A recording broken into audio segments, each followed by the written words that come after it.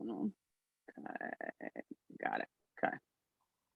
And welcome back, everybody, to the TV show. I'm Jay Black, joined, as always, by Rhea Hughes and Angelo Cataldi. How are you guys? Great, Jay. Great.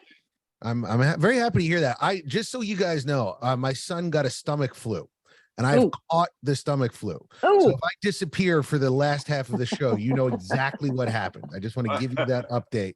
Oversharing. I love drama. Talk amongst yourselves. So let's just hop right into it. The first thing I want to talk about is a show that I discovered last week, and I talked to you guys about it. I don't know if you got a chance to see it. It's on Hulu, and it stars Keegan-Michael Keyes. Did I get that right? Is that his name? Yeah. Keegan-Michael Yes. Keyes.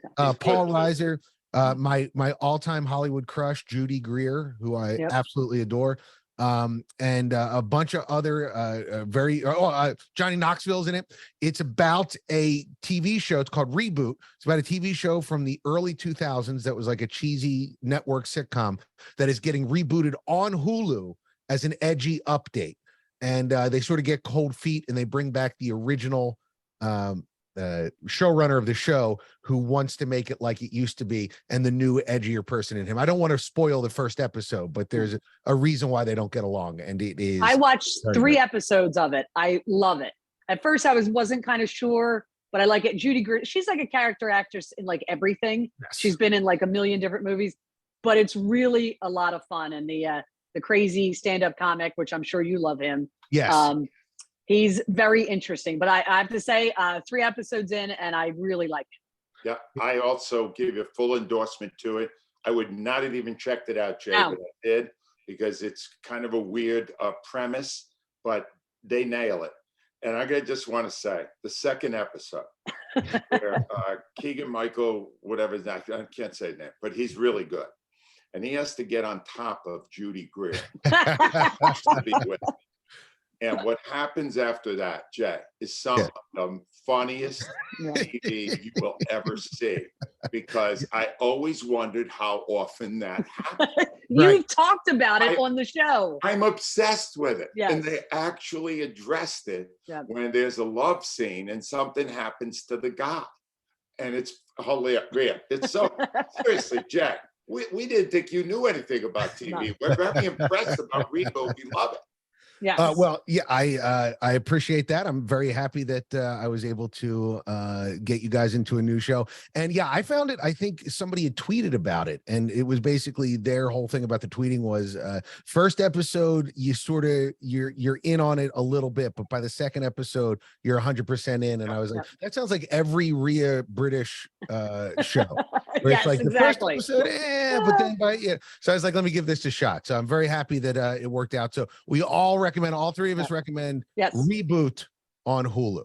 Highly recommend. All right. Hold on just 1 second, guys. I'm going to cut this out. I got to change something in this recording here. Audio setup, recording device. All right. Okay. No, we're good. All right. Let's continue. There was a little mess up here, but we're all good. All right. I would like to announce that Jay had to go to the bathroom during that. All right, Jay, continue. All right. So this week, speaking of reviews, last week we found out, and I didn't know, Angelo, that you were as much of an SNL head as I was. Huge. But the season 48 premiere happened this week. And I wanted to get your review, not just of Miles Teller, but also of the new cast. We got a couple of new cast members. I don't have any of their names. I think you referred to one, Angelo, as the good-looking one, and that's Michael Longfellow. Oh, that's I looked it up too, Rhea. All I could think of is this guy has more talent than Pete Davidson. He doesn't look like a lizard like Pete Davidson does. And if this guy, Rhea, that's the breakout star, right? The scene I saw him in was Colin on Update. And I thought at first I went, oh my God, is Colin going to be okay with this? Because this is now the really young, good looking guy. But it kind of was a little slow rolling at first. The chemistry clearly is not there yet. But I thought, oh my God, this guy's going to be a star. He is. Yeah. I saw it. And Miles Teller, everything he does now, Jay, I'm in awe of. Yeah.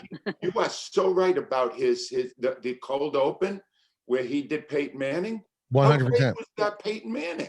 I swear to you, for the first 3 to 5 minutes of that sketch, I thought it was a new cast member. I was trying to figure out which new cast member was doing Peyton Manning.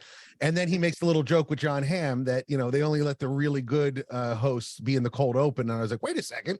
I think that's Miles Teller. He was great in it.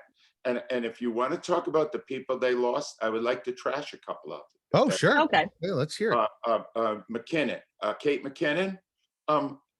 I had enough of her after 8 years of overacting. So Yeah. she chewed the scenery every single time. She stole it from everybody else. She overdid it. I was tired of her. Adie Bryant, I never thought she was that great. They totally underused Melissa Villaseñor. I loved her. How great was she with impersonations? She was fantastic. She was not in half the episode. Yeah. If she left, she should have left. They never treated her right. And I don't miss those people. I obviously don't miss Pete Davidson. I think it was time. Oh, there's one other guy, James Austin Johnson, who does Donald Trump. The right? impression guy, yeah. That guy does only impressions, and he's awesome.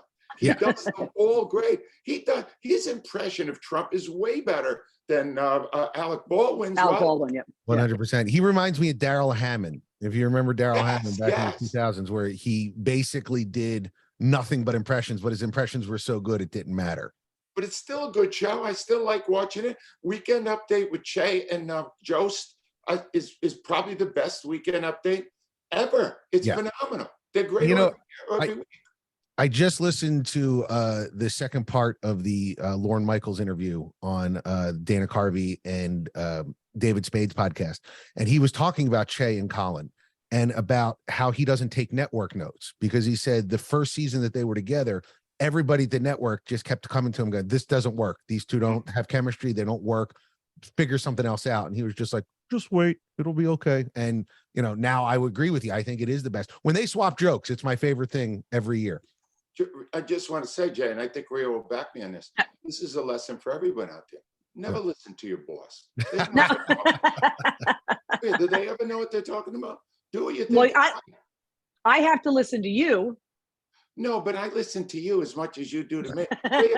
Rhea's been carrying me for at least 5 years now, Jay. I'm not lying. Yeah. She's probably got a hernia. Yeah. So we're in on the new cast. The one guy that left that I really liked was Alex Moffat. He didn't get a lot to do, but I loved his Eric Trump when his Eric Trump was very, very funny. And he also did Boat Guy, which was very good as well. But I guess the cast had 9,000 people on it, so they had to cut it down a little bit. So I get it. All right. So Angelo, you found a show on Apple TV Plus this week. And Rhea, we made this last minute change, so I apologize to not get this out to you. It's really good. What's it called? It's movie, and it's called The Greatest Beer Run Ever. And it's based on a real life story of a guy who was in the Merchant Marines, but he was just hanging out, not doing much at home during the Vietnam War. And he goes into a bar, and the bartender happens to be Bill Murray. Now, that's not real because he went part. But Bill Murray's there, and they're all saying, man, wish we could. So many people are protesting against the war. Wish we could show support. I wish we could just go out there and give every one of these boys in our neighborhood who are fighting for our country a beer. And this guy's sitting there, played by Zac Efron. And he goes, you know what? I can do that. I'll do it. And then it's the story of him literally finding a way to go to Vietnam. No paperwork, no approvals from anyone, and handing beers to the people from his neighborhood who are out there. It's a phenomenally, wow. It's 2 hours. Really, it'll wrap you up in it. It's based on a real story, which is pure bull. None of that none of it could have happened. Here's how you know. And truth is stranger than fiction. No. We know that all the time. This became my obsession. My wife was watching with me, and she started to get annoyed. He's carrying this big bag, and he's got all the beer in the bag, and he's bringing the bag to Vietnam. Right. And the first time he finds the first guy, and they have a big beer party, and there's Budweiser beers everywhere. And I'm going, how did he get all those beers in the bag? Then he goes to the next guy. He's still got a lot of beer. Right. I'm going, no, he had all that beer. I started to track the beer. And I realized if he actually had all the beers are in that bag, he wouldn't have been able to lift the bag off the ground. Right. But it's still a great story. Just don't during it say there's no way he's dodging gunfire on the front lines of Vietnam. And no beer spilled. Give me a break. And no beer is spilled. They're in the foxhole and he's handing out beers. Come on. Do I look that stupid to you? Well. I tell you, I have written a movie for Lifetime that was based on a true story. And it was an autobiography that a woman wrote, and they said, turn this into a movie. And the problem was there was nothing dramatic about her life. I mean, it was just, then this happened, then this happened, then this happened. And then the whole thing was she got sick, but then she got better. So I was like, okay, well, there's no real drama there. So my writing partner and I, it's probably drama to the people who were sick and get better, but not to you. Wasn't that interesting? Well, it was like the idea, of course, like in their life, there was probably a ton of drama, but in this story, like actually building the story from beginning to end, it did not hit the conventional beats of a 3-act story. So we had to invent some stuff that like we didn't invent out of whole cloth, but the idea was, stuff that wasn't in the book that created a dramatic framework that allowed us to tell a movie, so I understand that you have to change some stuff sometimes to take a true story onto to the movie screen. However, this one, Angelo, I agree with you. I feel like they did not just embellish, they just invented, because it was like the beer sack was like a gun in an action movie. It's like, how many bullets did you fire? Exactly. But I'm going to tell you that there's a danger in this, and I'm not saying it wasn't what you wrote. But I was just writing down a couple of these that I've seen recently. Pam and Tommy, Inventing Anna, Dropout. If they all played fast and loose with the facts, my knowledge now of those stories is not the real story, but the fiction created for the TV show. Isn't that a problem? Because we'll no longer really know the real facts of these stories. What I do is when I watch a movie or a show based on a true story, after I'm done watching it, if I like it, I go and search out news articles to find out what actually happened. And sometimes I'm astonished. I'm going, well, that was a little bit, but I mean, I do understand they're making a show that's got to, appeal to a broad audience, and you have to put in stuff that makes it interesting. But sometimes the truth is completely, it's basically you have a thread, and then we're going to go off on it. Right. Jay, when you rewrote that woman's story, did you use a real name? Yeah, we used everything that was real about it. What we wound up doing was, in the story, she got pregnant. There was complications with the pregnancy, and everything turned out okay. But so what we did was we created this framing device where the father was talking to the daughter and telling the daughter the story of how she came to be into this world. Oh, okay. Gotcha. And that wasn't in the book, all of the sort of discussions, so that we could leave up, the mother wasn't there for the first, 60 minutes of the flash forward. She was all in the flashbacks. So we created tension that wasn't in the book as a way to get it out. So we didn't really change materially the facts. We invented something that didn't happen to make the facts a little easier to understand. Listen, Jay, I saw that, and there's no reason you had to make the baby an alien. I feel that's where you went off the rails. That was probably a mistake, but it was either that or werewolf child. So we said we're going to go alien because that felt more realistic. And on that note, let's switch over to Rhea's British corner / TV corner, teen TV corner. What do you got this week, Rhea? All right. Well, it's funny that it's going to segue perfectly because, as you know, I like true crime drama, but the ones I don't like the documentaries. I like the dramatization, which is what makes it more interesting. So this week's show is the Pembrokeshire Murders. Now, this is based in Wales. So definitely there's some Welsh people there. You definitely have to put the closed caption on. It is on Prime. It's 3 episodes, and it basically deals with a murder, actually 4 murders, a rape and assault that happened 20 years prior, but had never been solved, but was able to be solved, obviously, with the advance of forensic science. But what's interesting about it is part of this murder was solved. I'm not going to give too much away, but it was solved because of a game show. So based that this is the TV show, the fact that this murder was able to be solved, the game show was a twist that I didn't see coming. So it's really interesting. The name again, Rhea? What's the name? It's called The Pembrokeshire Murders on Prime. Only 3 episodes. So, and it's got an 82% rating on Rotten Tomatoes. So people did enjoy it.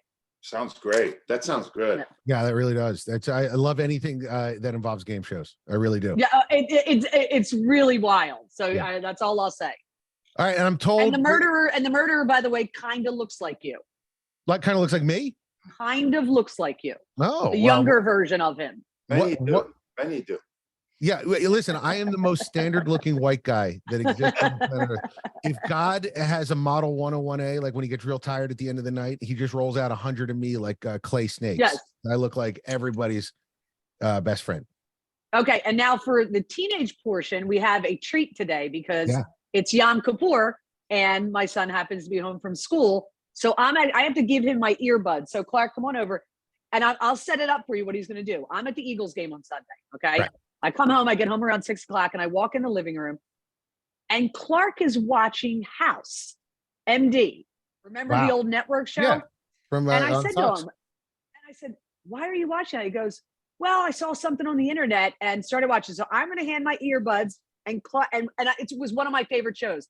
I absolutely loved it. And I love the fact that he loves it. So hold on, let's get obviously cut this out.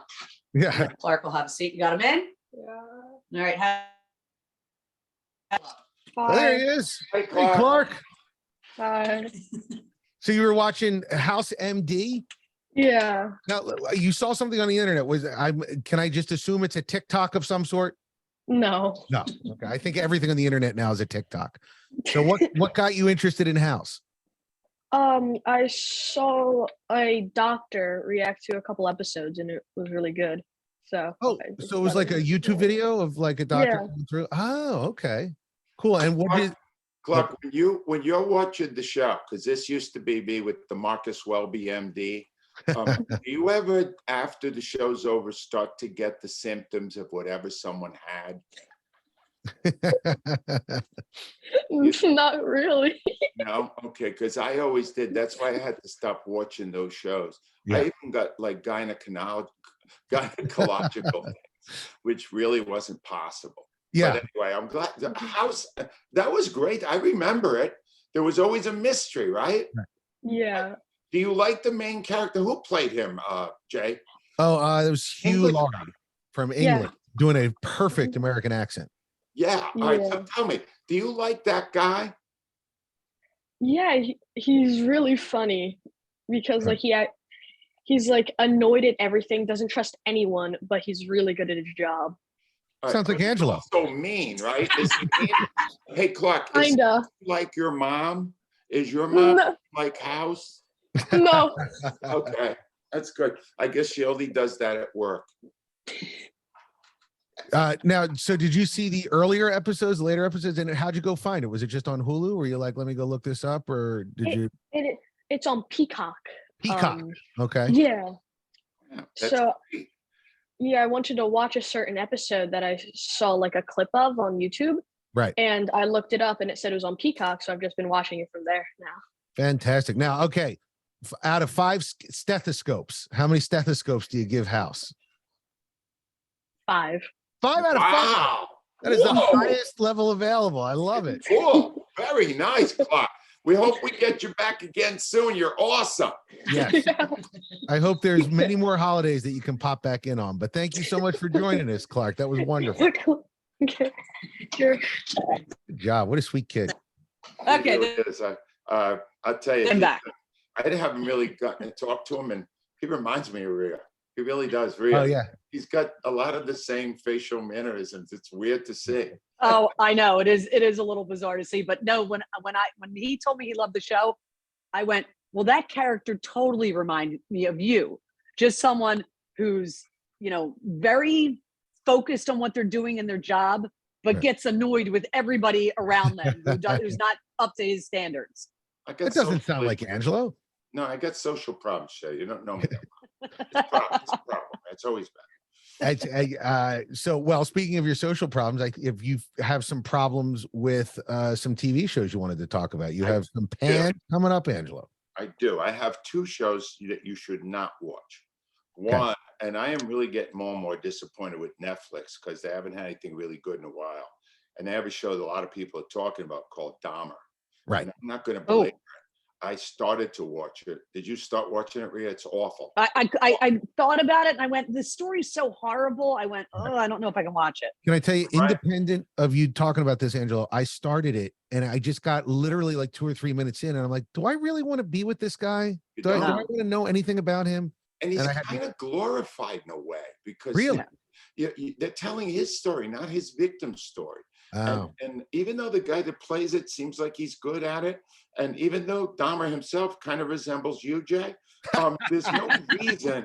I couldn't even get through the first episode. And the other one I want to rip, and I'm watching it. I'm 8 episodes in on it, and I will keep watching it because Steve Carell is the main character, and I love him. He's great. Called The Patient. And the entire show, he is chained to a bed. Oh. And he is a psychiatrist who is trying to, he gets kidnapped by a serial killer. And the serial killer brings him to his house and basically chains him to his bed for God knows how long. It seemed like forever. Wow. And the whole show is in one room where he's trying to psychoanalyze this serial killer. And it's really not good. There's nothing about it that makes you want to recommend it. Does it, Angelo, does it feel like a COVID production? You know, like how there was a bunch of people. I didn't even think of that. Yeah. And let me tell you something. Brendan Gleeson is the serial killer. He's terrific. Yeah, he's a great actor. Steve Carell is awesome in a role that has no humor in it whatsoever. Right? But it's not a show that you're going to be looking forward to seeing. I think it's amazing to me that Steve Carell picked that as his project. He had done the morning show prior to that, and that isn't that good either. No, and he was mistakes in what he picks. He was also in Space Force. Did you see Space Force on Netflix? I watched the first season. I checked out on the second season. His post-office choices have not been spectacular, and I don't know if it's just him trying to be a serious actor now. But even when he does comedy, it's not what it's used to be. No, and I wanted to mention an update on Welcome to Wrexham, which I'm still watching. If you get to episode 10, and we're going to be featured some of the sound on this on our radio show tomorrow. In it, Rob McElhenney gets an audience with Jeff Lurie, the owner of the Eagles. Whoa. And also speaks briefly on the field at the link with Nick Sirianni.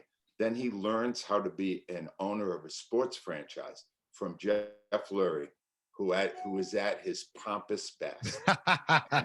No. Jeff Lurie agrees to none of these kind of things. We even tried to get him on after the Super Bowl. We figured he'd be in a good mood, but no, but he did this, and he goes on for quite a bit on all that it takes to be a brilliant franchise owner like himself. Wow. That sounds wonderful. Still a good show. It has a bad episode 7, but otherwise it's a good show. So I'm gonna check that out, and Jeff Lurie. I love when people are being pompous and they don't have any clue that they're being pompous. It's the best. Most favorite things. And finally, I want to do a quick update on the HDTV antenna discussion that we had last week. Yeah. Rhea, I don't know if you run into this problem with yours, but the one channel I can't get is channel 6 in Philadelphia. WPVI channel 6.